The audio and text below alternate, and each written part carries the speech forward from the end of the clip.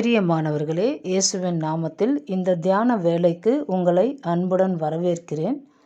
நாம் விதைப்பும் அறுப்பும் என்ற தொடரை குறித்து தியானித்து கொண்டிருக்கிறோம். அதில் நாம் இன்றைக்கு பார்க்க போகிற முதல் வசனமாக கர்த்தருடைய வார்த்தை என்னாகமம் புஸ்தகம் 11வது அதிகாரம் 31வது வசனத்தை வாசித்து ஜெபம் செய்து இன்றைக்குரிய விதைப்பும் அறுப்பும் பகுதியை நாம் தியானிக்கலாம். அப்பொழுது கர்த்தரிடத்திலிருந்து புறப்பட்ட ஒரு காற்று சமுத்திரத்திலிருந்து காடைகளை அடித்து கொண்டு வந்து பாளையத்திலும் பாளையத்தை சுற்றிலும் இந்த பக்கம் ஒரு நாள் பிரயாணம் மட்டும் அந்த பக்கம் ஒரு நாள் பிரயாணம் மட்டும் தரையின் மேல் 2 முழ உயரம் விழுந்து கிடக்க செய்தது. நாம் ஜெபிப்போம். அன்பும் இரக்கமுள்ள நல்ல பிதாவே, இயேசுவின் நாமத்தினாலே உம்மிடத்தில் வருகிறோம், நன்றி செலுத்துகிறோம். நல்ல தேவனே, இந்த வேளையிலே எங்கள் மத்தியிலே சர்வ வல்லவராய் நீர் வீற்றிருக்கிறீர், அதற்காக நன்றி செலுத்துகிறோம். எங்கள் மத்தியிலே உலாவுகிறவரே, எங்கள் மீட்பரும் மேய்ப்பரும், எங்கள் கண்காணியுமானவரே, எங்களை பாதுகாக்கும் எங்களுடைய காவலரே, உம்மை நன்றியோடு கூட துதிக்கிறோம். பரலோகத்தில் உம்முடைய சித்தம் செய்யப்படுகிறது போல இந்த பூமியில், இந்த வாழ்க்கையில், எங்கள் குடும்பத்தில், எங்கள் வீடுகளில், எங்கள் சபையில், எங்கள் ஊழியத்தில் எல்லாவற்றிலும் உம்முடைய சித்தம் செய்யும்படிக்கு ஒப்பு கொடுக்கிறோம். நாங்கள் விதைக்கிறதை ஆண்டவரே 1000 மடங்கு அறுவடையாகும் கோடா கோடி பெருக்கத்தையும் காண நீர் எங்களோடு கூட பேச போகிற வார்த்தைகளுக்காக நாங்கள் நன்றி செலுத்துகிறோம். பரிசுத்த ஆவியானவர் இந்த வேளையிலே எங்கள் மனக்கண்களை பிரகாசிக்க செய்வீராக. இருதயத்தை ஒப்பு கொடுக்கிறோம். இயேசுவையும் ஆண்டவரே தேவனையும் அறிகிற அறிவில் எங்களை தொடர்ந்து நடத்துவீராக. ஒருவருக்கே துதி கனம் மகிமை யாவற்றும் ஏறெடுத்து இயேசுவின் நாமத்தில் ஜெபித்து ஒப்பு கொடுக்கிறேன் பிதாவே, ஆமேன். சரி, நம்ம விதைப்பும் அறுப்பும் அப்படிங்கிறத பார்த்துக்கிட்டு இருக்கிறோம். விதைப்புனா என்ன, விதைனா என்ன, எல்லாமே உங்களுக்கு தெரிஞ்சது தான். தொடர்ச்சியாக நம்ம பேசிக்கிட்டு இருக்கிறதுனால நம்ம யூடியூப் சேனலில் இருக்குது, நீங்கள் கேளுங்க. 4 வித நிலம், மனிதர்கள், இருதயம் அப்படிங்கிறத பற்றி பேசியிருக்கோம். அதுக்கடுத்தது மறைத்துவை, ஒளித்துவை, வழியர்கானவர்கள் அப்படின்னு அந்த முதல் நிலத்தை குறித்து பேசியிருக்கிறோம். முதல் மனிதர்களை குறித்து பேசியிருக்கிறோம். அடுத்தது இயேசு கிறிஸ்து 2வதாக ஒரு நிலத்தை குறித்து சொல்கிறாரு. சோதனையினால் சோர்ந்து போகாதேன்னு இதுக்கு நம்ம தலைப்பு வச்சுருக்கிறோம். ஏன்னா கற்பாறை நிலத்தார் அப்படி இருக்கிறாங்க, கற்பாறை இடங்களில் விதைக்கப்பட்டவர்கள் அப்படி இருக்கிறாங்கங்கிறத இயேசு கிறிஸ்து நம்மளுக்கு சொல்லித்தராரு. அதை தான் நம்ம இன்றைக்கி பார்க்க போகிறோம். ஏன் அப்படின்னா இது ரொம்ப முக்கியம். எப்படிப்பட்ட மனநிலை நமக்குள் இருந்தால் கிறிஸ்துவுக்குள் பலன் தருகிற பலத்தோடு வளருகிற ஒரு கனியுள்ள வாழ்வு வாழ முடியுங்கிறத நம்ம புரிந்து கொள்றதுக்காக தான் இந்த காரியங்களை, இந்த ஓமானத்தை எடுத்து நம்ம பார்த்து கொண்டு இருக்கிறோம். சரியா? நம்ம திருப்பிக் கொள்வோம். மத்தேயு எழுதின சுவிசேஷ புஸ்தகம் 13வது அதிகாரம் 5லிருந்து 6 வசனங்களை வாசிப்போம். சில விதை அதிக மண்ணில்லாத கற்பாறை இடங்களில் விழுந்தது. மண் ஆழமாய் இராததினாலே அது சீக்கிரமாய் முளைத்தது. வெயில் ஏறின போதோ தீந்து போய் வேறில்லாமையால் உலர்ந்து போயிற்று. இதை ஒவ்வொரு வார்த்தையாக பீஸாக எடுக்கலாம். இது பாருங்கள், சில விதை எங்கே விழுதான்? ஏற்கனவே நம்ம சென்ற பகுதியில் என்ன பார்த்தோம்? வழி அருகே விழுந்தது. அதனால் அது பளிச்சின்னு வெளியே தெரிஞ்சது. பட்சி, அதாவது சாத்தான் வந்து அதை உடனே கொத்திக்கிட்டு போயிடுறான். அப்போ ஆண்டவருடைய வசனமாகிய விதை நம்மளுக்குள்ளே விழுது. அந்த விதையாகிய வசனம் நமக்குள்ளே வேர் கொள்ளாதபடிக்கு நம்ம என்ன பண்ணிடுறோம்? அது பிசாசுக்கு இடம் கொடுத்துட்றோம். அதனால் அவன் வந்து டக்குன்னு நம்ம இருதயத்துலேருந்து அதை எடுத்துகிட்டு போயிடுறான். இன்றைக்கி எதை பற்றி பார்க்க போகிறோம்? இதில் ஒவ்வொரு வார்த்தையும் கவனிங்க. சில விதை, ஏன்னா விவசாயி விதையை தூவும்பொழுது வரப்பு மேலேயும் விழும். அதுதான் நம்ம வழி அருகேன்னு பார்த்தோம். கற்பாறை அப்படின்னு போட்டிருக்கு. எங்கேருந்து கற்பாறை வந்தது? இவங்க பண்படுத்தப்பட்ட நிலத்தில் தானே அந்த விதையை விதைக்கிறாங்க. கற்பாறை எப்படி வந்தது அப்படின்னா ஸ்டோனி கிரவுண்ட் அப்படின்னு ஆங்கிலத்தில் வருது. அதுக்கு என்ன அர்த்தம்னா, இப்போது வயல் அவங்க விதைக்க வேண்டிய அந்த நிலம் இருக்கு இல்லையா, அவங்க எரு போட்டு கொத்தி வச்சுருக்காங்க இல்லையா, அந்த நிலத்தில் சில வேலைகளில் மிஸ் ஆகிட்டு தவறுதலாக அந்த மண்ணுக்கு கீழே சில வேலைகளில் சில கற்கள் இருக்கலாம், பாறைகள் போல், சிறு சிறு பாறைகள் போல் இருக்கலாம். அந்த இடத்துலையும் என்னது விதைகள் விழுதுங்கிறத நம்ம புரிஞ்சுக்கொள்ளணும். அப்படி விழுற விதை என்ன ஆகுது? அதுதான் கற்பாறை இடத்தில் அப்படிங்கிறத இங்கே பார்க்குறோம். அதிக மண் இல்லாததினால், ஏன்னா அந்த மண்ணே இல்லை, வெளியில் பாறை தெரியுது, கல் தெரியுதுன்னா அந்த விவசாயி அதை தூக்கி போட்டுருவார். ஆனால் மண் கொஞ்சம் கலந்து கொஞ்சம் அடியில் இருக்குது அந்த பாறை. அவர் அதை கவனிக்கலை. புரியுதுங்களா? தவறுதலாக விட்டுறது தான். அப்போ அப்படி இருக்கும்பொழுது என்ன ஆகுது, அந்த அதிக மண் இல்லாமல் கொஞ்சம் மண் மூடிக்கிட்டு இருக்கு. அது மேலே விழுது விதைகள், சில விதைகள். அது மேலே விழும்போது என்ன ஆகுது, ஆழம் இல்லையே அப்படிங்கிறதுனால சீக்கிரம் முளைக்குதான். ஆழம் இல்லைன்னா எப்படி சீக்கிரம் முளைக்கும்? ஒரு விதை வேரூன்றி மேலே கிளம்பி நிலத்துக்கு மேலே கிளம்பி வரணும்னா எந்த அளவுக்கு ஆழமாக வேர் போகுதோ அந்த அளவுக்கு அது மெதுவாக மேலேயும் சர்ஃபேஸ் மேலேயும் வளர ஆரம்பிக்கும். ஆனால் ஆழம் இல்லாதனால, நல்லா புரிந்து கொள்ளுங்கள், அதுக்கு வேண்டிய ஆகாரம் வேருக்கு போகாதனால அது கடகடன்னு முளைக்க ஆரம்பிக்குது மேலவே. அது போல தான் ஆவிக்குரிய ரீதியில் நம்மளுக்குள்ள ஆழம் இல்லை அப்படின்னா பார்க்குறதுக்கு பளபளப்பாக நம்ம நிறைய காரியம் சர்ச்சுக்கு போவோம், டைமுக்கு போவோம், எல்லாம் பார்த்தா நம்ம தான் கிறிஸ்டியன் அப்படிலாம் சொல்லிக்குவோம். ஆனால் உள்ள ஆழம் இருக்கா? கர்த்தருடைய வார்த்தை ஆழமாக போகுதா? அதுக்கு நம்ம இடம் கொடுக்குறோமா? அதை நம்ம கவனிக்கணும். அப்படி கவனிக்கலனா மேலே பளபளப்பாக கிளம்பி அப்படியே பசுமையாக வரும். கர்த்தருடைய வார்த்தையை கேட்குறவங்களா இருப்போம். சரி, நான் இதை செய்யணும் அதை செய்யணும்னு தீர்மானங்கள்லாம் எடுக்கிறவங்களா இருப்போம். ஆனால் அடுத்தது இங்கே நடக்குது என்ன பாருங்கள், மண் ஆழமாக இராததுனாலே அது சீக்கிரமாக முளைத்தது. வெயில் ஏறின போதும். வெயிலுங்கிறது எதை குறிக்கிறது? இயேசு என்னும் நீதியின் சூரியனை குறிக்கிறது. அப்போ வெயில் ஏறுது. என்னது, கொஞ்ச நாள் சர்ச்சுக்கு வரோம், வார்த்தையை கேட்குறோம், இப்போ வெயில் ஏறுது. இயேசு உள்ளுக்குள்ளே நம்மளுக்கு ஏறுறார், வளருகிறார். இயேசு குழந்தையா இல்லை. முதல்ல இயேசுவை பற்றி தெரியாது. அப்புறம் இயேசுவை பற்றி தெரிஞ்சுக்கொள்கிறோம். அப்புறம் உபதேசங்களை கேட்குறோம். என்னடா இது, வரும்போது ஆண்டவர் நான் உன்னை இப்படி மாற்றுவேன் அப்படி மாற்றுவேன், உன்னை நல்லா நான் உன்னுடைய காரியங்களை திருப்பி கொடுப்பேன், உன்னை ஆசீர்வதிப்பேன், ரெட்டத்தனையான பலன் உனக்கு வரும் அப்படி இப்படின்னாரு. இப்போ என்னடான்னா உன் இருதயத்தை தாங்கிறாரு, என் சொல்லுக்கு கீழ்ப்படிங்கிறாரு, என்னை இப்படி போகாதங்கிறாரு அப்படி போகாதங்கிறாரு. என்ன கண்டிஷன்ஸாக போட்டுக்கிட்டே இருக்கிறாரு. வெயில் ஏறின பொழுது இயேசு என்னும் நீதியின் சூரியன் நமக்குள்ளே வளருகிறார். நம்மை ஆவிக்குரிய வளர்ச்சியில் நடத்தும்படி சில உபதேசங்களை கொடுக்கிறார். அந்த நேரத்தில் நம்மளுக்கு என்ன ஆகுது, இங்கே என்ன போட்டிருக்கு பாருங்கள், தீந்து போய். ஏன் தீஞ்சு போகுதுங்க? ஏன்னா ஒரு பயிர் எப்போ தெரியுங்களா தீஞ்சு போகும்? உஷ்ணமான கீழ்காற்று வீசும்போது தான் தீந்து போகும். வேறில்லாமையால் உலர்ந்து போயிட்டு அது மொத்தமாக வாடிடுது. புரிந்து கொள்ளுங்கள். லூக்கா எழுதின சுவிசேஷ புஸ்தகம் 8வது அதிகாரத்தில் 6வது வசனம் சொல்லுது, ஈரம் இல்லாததினால் அது உலர்ந்து போயிற்று. அப்போ ஈரம்ங்கிறது எதை குறிக்கிறது? ஆவிக்குரிய அர்த்தம். பரிசுத்த ஆவியானவர் நமக்குள்ளே என்ன பண்ணுறாரு, ஒரு நீரோட்டத்தை ஜீவ நீரோடை போல் கர்த்தருடைய வார்த்தை வளர நமக்கு உதவி செய்கிறார்.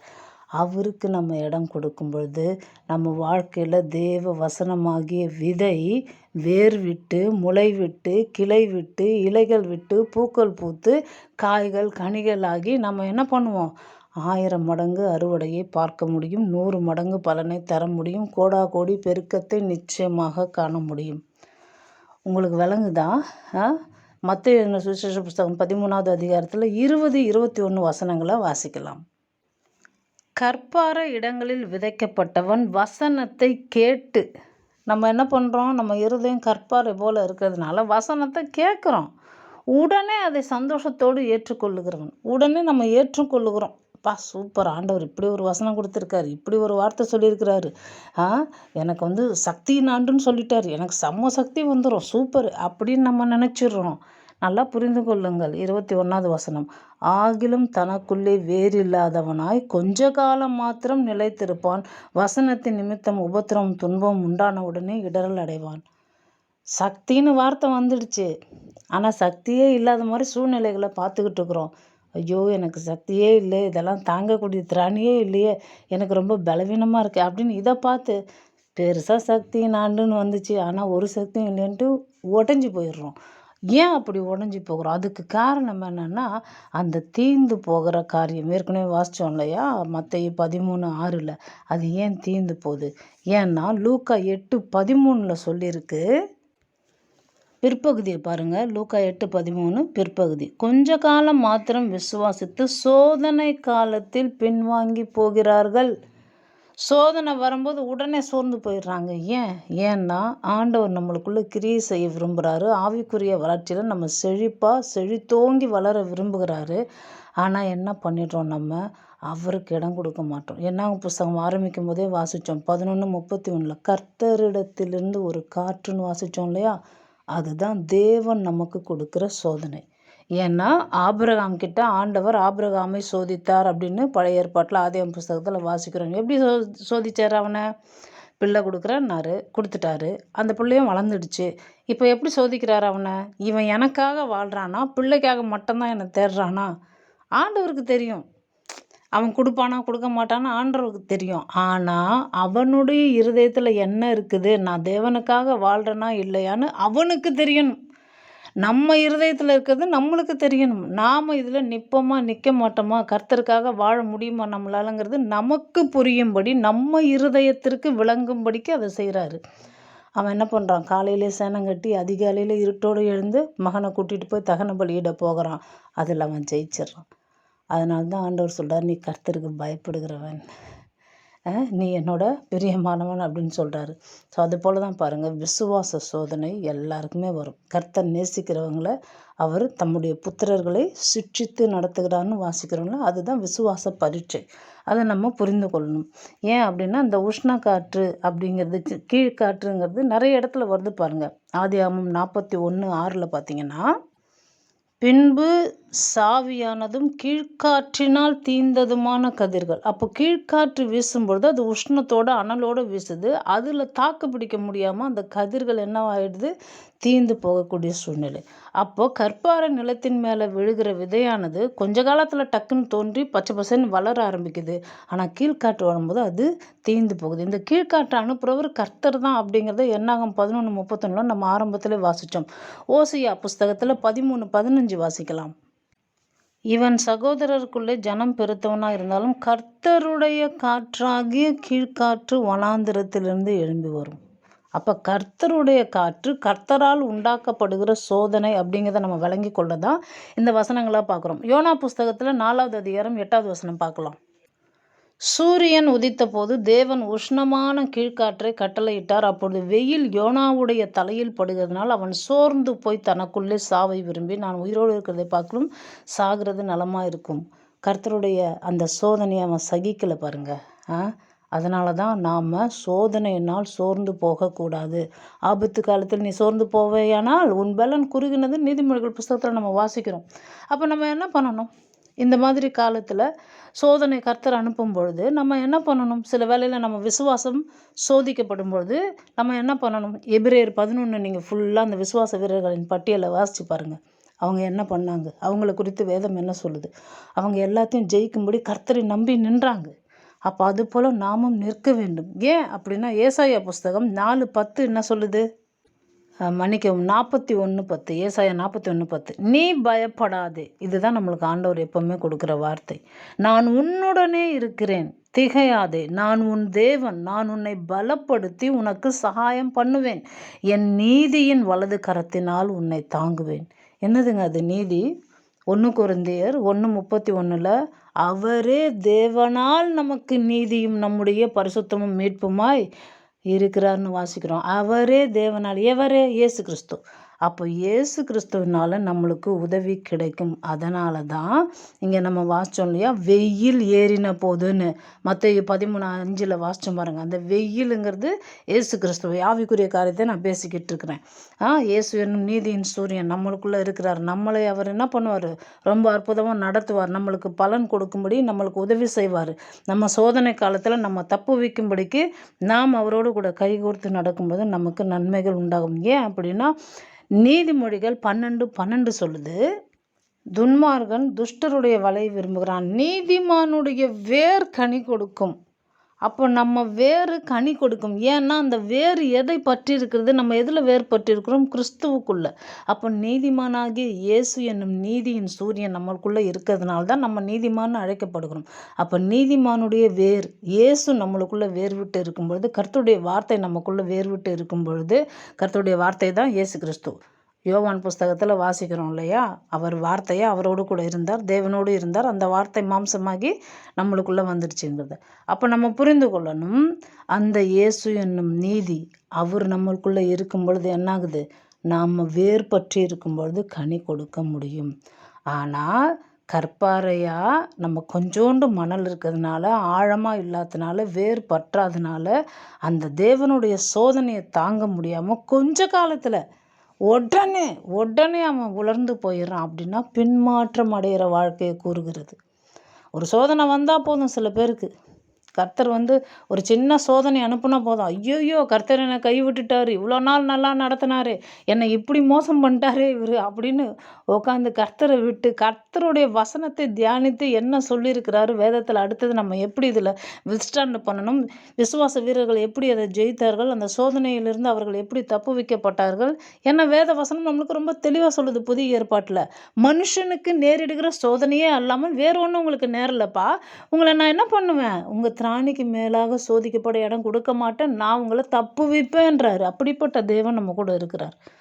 ஸோ அதனால தான் எல்லா சூழ்நிலையும் நாம் தாங்கக்கூடியவர்களாக சோதனைனால் சோர்ந்து போகாமல் கர்த்தருக்குள்ளே வாழணும்.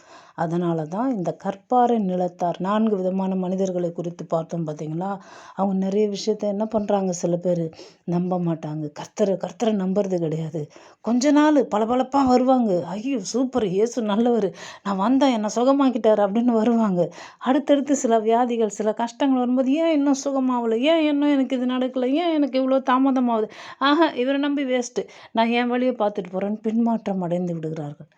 இன்னும் கொஞ்ச காலத்தில் நம்ம அதெல்லாம் மாறி ரொம்ப அற்புதமாக வாழ்கிற ஒரு வாழ்க்கைக்கு தான் தேவன் நம்மளை அழைச்சிருக்கிறார்.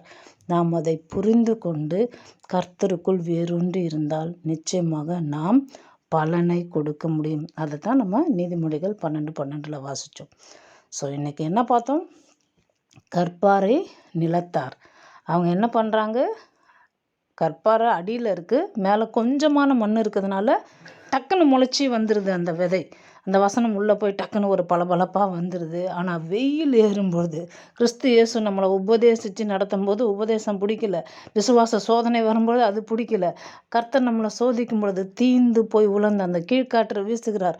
அவர் சில நேரத்தில் நம்ம ஆரம்பத்தில் வாசித்தோம் பாருங்கள், என்னாகம் 11:31, அப்போ அந்த தேசத்தில் அந்த இடத்துல கீழ்காற்று காடைகள் வரும்பொழுது பயங்கரமான ஒரு காற்று அடிச்சிருக்கும்ல, பயந்துருப்பாங்க அவங்களாம் இஸ்ரவேல் ஜனங்கள், என்ன இப்படி ஒரு காற்று அடிக்குது அப்படின்னு ரொம்ப பயந்து போய் இருந்திருப்பாங்க. கொஞ்ச நேரத்தில் பார்த்தா பெரிய ஆசீர்வாதம், 1 மாதத்துக்கு வச்சு சாப்பிட்ற மாதிரி காடைகள் வருது.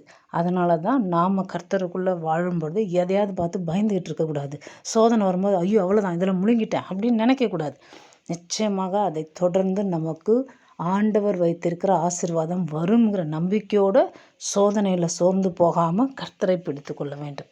சரியா, நாம் அடுத்த பகுதியில் அடுத்த நிலத்தை குறித்து நாம் பார்க்க போகிறோம், தியானிக்க போகிறோம்.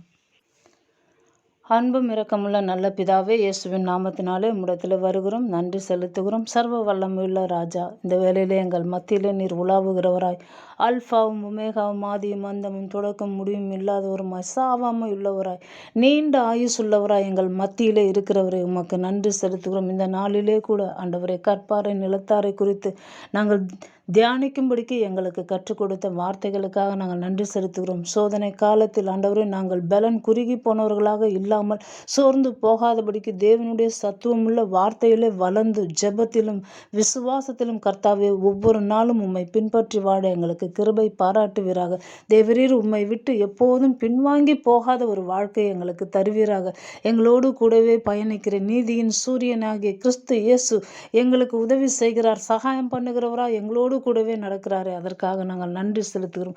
எப்பேற்பட்ட பாக்கியமுள்ள வாழ்க்கை எங்களுக்கு தந்திருக்கிறீர், அதற்காக நன்றி. இதை கேட்டுக்கொண்டு இருக்கிற ஒவ்வொரு பிள்ளைகளுடைய வாழ்க்கையிலும் சோதனை காலத்தில் அவர்கள் அந்த சோதனையிலிருந்து தப்பும்படிக்கு அவர்களுக்கு உதவி செய்வீராக. அவர்கள் வாழ்க்கையிலே நீதியின் சூரியனாகிய இயேசு பிரகாசிக்கட்டும் ஆண்டவரே. அவர்கள் வாழ்க்கையிலே தேவனுக்காக வாழ்ந்து தேவனுக்காக சுகித்து ஆண்டவரே தேவனுடைய மகிமைக்காக அவர்கள் வாழ்க்கையில ஒவ்வொரு நாளும் ஆவிக்குரிய வளர்ச்சியிலே பலன் பெறவும் பலன் பெறவும் ஒத்தாசை செய்வீராக. ஒருவருக்கே துதி கன மகிமை யாவற்றையும் ஏறெடுத்து ஜெபித்து ஆசீர்வதித்து உம்முடைய கரங்களில் ஒப்பு கொடுக்கிறேன் பிதாவே, ஆமேன்.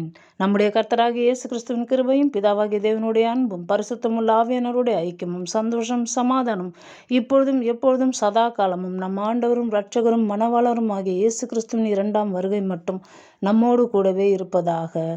ஆமேன். நம்பிக்கையோடு உறுதியான விசுவாசம் வேண்டுமே, எதற்கும் உம்மை நம்பி வாழ தைரியம் தாருமே. நம்பிக்கையோடு உறுதியான விசுவாசம் வேண்டுமே, எதற்கும் உம்மை நம்பி வாழ தைரியம் தாருமே. தூய ஆவியானவரே, தூய ஆவியானவரே, எனது வழியை அறிய உதவும் பரிசுத்த ஆவியே, எனக்குள் இன்றும் வாசம் செய்யும் தூய ஆவியே. God bless you.